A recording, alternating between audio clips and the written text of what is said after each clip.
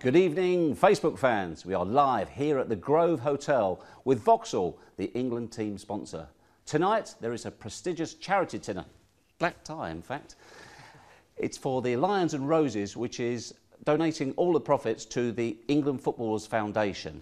And talking of tonight, we will be having 3 Lions with us in about 10 minutes' time. 3 of Roy Hodgson's squad will be joining us to take your Facebook questions. My name is Jeff Shreves. I'm delighted to be here with you. Now, they'll be joining us in about 10 minutes, as I say, and alongside me is another England legend, Paul Merson. Somebody who's been there, done it, played in the World Cup. Paul, first of all, before we talk about England, talk to me about Arsenal and their FA Cup win yesterday. One of your former clubs. What did you make of it? After 7 minutes, I was thinking, here we go again, Jeff. But fair play to them. They bounced back. I mean, the free kick was an absolute worldie. I think if the free kick don't go in and the game goes another 10, 15 minutes and Arsenal don't score, for me, I think Hull win the cup. But fair play, it takes a lot to come back from that, and hopefully now they can go on and win more stuff next season.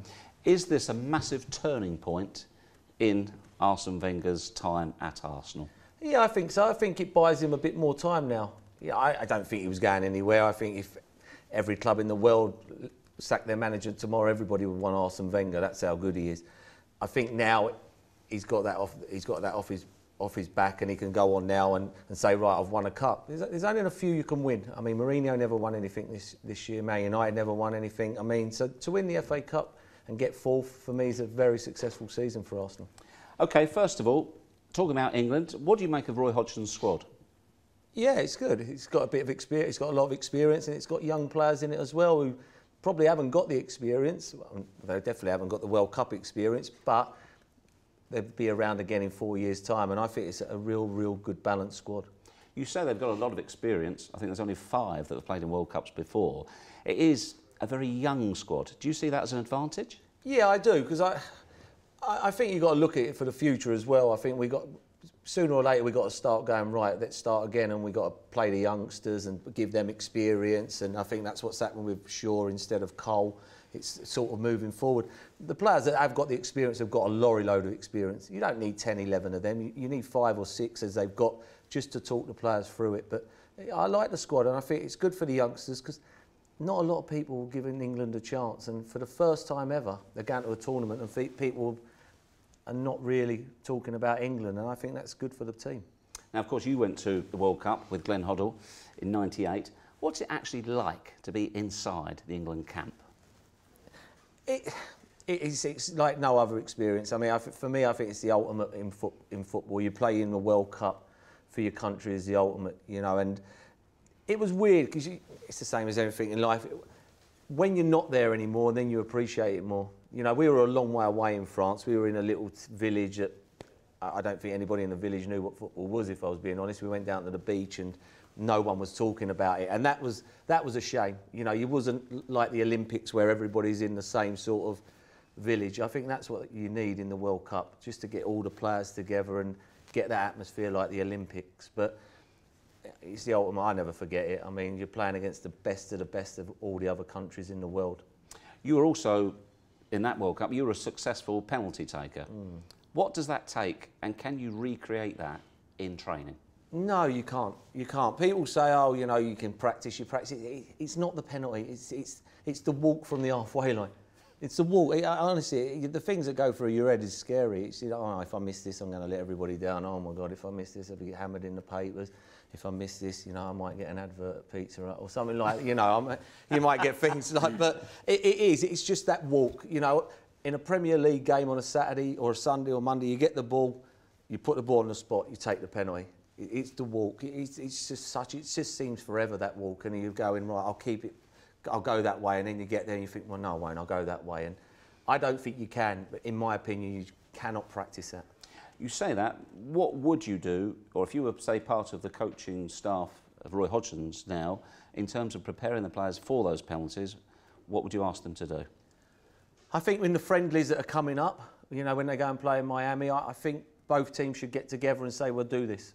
After the game, we'll have a penalty shootout. Yeah, it ain't going to be the same because the game ain't got as much on it. But you're still playing for England in a friendly, and for me, there's no such thing as a friendly. So after the game, packed stadiums, I think they should do that. But is there a flip side to that? that if you miss one there, you've then got the baggage of that going into a World Cup? It's the walk. I mean, everybody misses a penalty. I've got no problem with people missing penalties. Not a problem with me. I mean, as long as the goalkeeper saves it.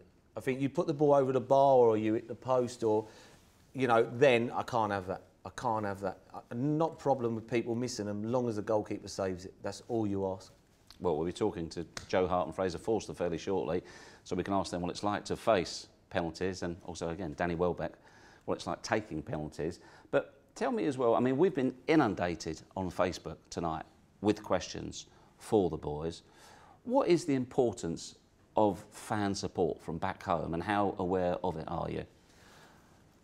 Yeah, when I was in '98, there wasn't a lot of stuff around in them days. You know, there wasn't. You know, we just watched the games on the telly, and you had a pool table and a couple of machines, racing machines to play on. I mean, nowadays, you know, with everything that goes on a computer, you know, you know, you have the thing for me is, if you're not playing well, don't read it, because you know it can be harming, and it can work the other way and give you the most confidence in the world. So it depends what people are like. Some people read papers all the time and do computers, and other people don't. But it was a lot different for us. Where do you think the biggest threat to England lies? I don't see a threat in the group. I think they're an absolute certainty to get through the group. Really? I do. I think they're an absolute certainty. I don't think Italy are great. I think Uruguay have got 2 centre forwards. After that, I don't see anybody that will get in the England team by their 2 forwards. And then Costa Rica, probably would be my biggest problem, would be Costa Rica. And I say that because if you went and asked Costa Rica now, they would rather beat England than the other 2. And that's England's problem. That is their big game. Costa Rica is playing England. And that's the game that I think, if we have a problem, that'll be it. But for me, I think we'll definitely get through. And after that, I'm surely we've got to win a penalty shootout one day. When you look at the England squad now, who excites you the most in this squad? Who are you looking forward to seeing? Barkley. Barkley, I think he could be Paul Gascoigne. Well, you played with Paul Gascoigne. You knew him. He could. What are the similarities there? Yeah, there is. The way he runs with the ball, he can beat players. I mean, there's not many people in world football this day and age that get the ball and run with it and beat players. You know, a lot of people pass, but he gets it, he runs, he's direct, he's got pace. You know, he could see it. The longer the season's gone on, he sees more of a pass now. You know, he shoots when it's right. And I think for me, he's the big threat this year for England. I think he could be the card. All the other teams know what Wayne Rooney's going to do. You know, that's the problem. You know, everybody's going to go, right, man, mark Wayne Rooney. I think, I would play him and Barkley together, and I'd play Gerrard, Henderson and Milner behind them, and then Rooney, Barkley and Sturridge up front. And if people are marking Rooney, it takes a lot of pressure off him, and then Barkley can go and do the damage, and let them 2 just go and do whatever they want. And I've got 7 players behind me to make sure that they don't score at the other end. And them 2 and Sturridge will cause absolute havoc. And then you've got Milner and Henderson, in my opinion, are the fittest 2 players in the Premier League. I'm a good manager, aren't I? How did I get the sack from Walsall? I mean, that's an exciting lineup. How much do you think England? I mean, that is a lineup to go on the front foot. Can you do that in World Cups? I think we got to go there and have a go. I think we do. I mean, you know, you don't want to go there and we sit back and it's 0-0 and we go, right, we'll hold teams. And, you know, it's an attacking team, but at the same time, it's a defensive team. You know, I've still got 7 players behind the ball, and they've got 2 players that can bomb forward and get back, no problem. Them 2 are so fit. And I just think we need Steven Gerrard to sit in front of the back 4. Same as he does for Liverpool. Same as he does, and I think he's been absolutely outstanding. And I just think the other 2 next to him have got so much legs about them, because it's going to be hot over there. You need players that can run, and play at the same time. But them 2 are double fit, and just let the other 3 go out and play, and just let them do what they want. The last thing we want to do is go somewhere, sit back 0-0. You're playing against the best of the best, where you turn round, you will get broke down in the end. You've seen it in the Premier League too many times. Lesser teams go to the big teams. They sit back, 10 behind the ball, and they're too good. Teams break you down. I'm glad you just said really, really good things about the England squad, because the boys have just arrived. So I think we can comment. Come on in, chaps. This does prove that we are live on Facebook. Welcome to Joe Hart, Danny Welbeck and Fraser Forster. Nice to see you, Joe. Glad to see you. You're right. All right, nice to meet you. Nice to see you, Danny. Nice to see you, Fraser, as well. Take a seat, chaps. Thank you. Now,